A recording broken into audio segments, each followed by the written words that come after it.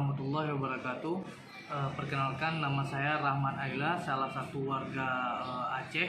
Ingin menghimbau ataupun memperingati bagi kawan-kawan semua dan tentunya seluruh warga Indonesia untuk selalu melaksanakan 5M yang seperti diinstruksikan oleh pemerintah melalui Dinkes dan Kemenkes tentunya, yaitu yang pertama selalu memakai masker, yang kedua selalu mencuci tangan, yang ketiga kita selalu menjaga jarak, yang keempat kita mengurangi mobilitas, dan yang kelima tentunya menghindari kerumunan. Mudah-mudahan dengan mematuhi salah satu instruksi dari pemerintah, yaitu selalu melaksanakan 5M, insya Allah kita akan terjauhi dari wabah COVID-19 ini.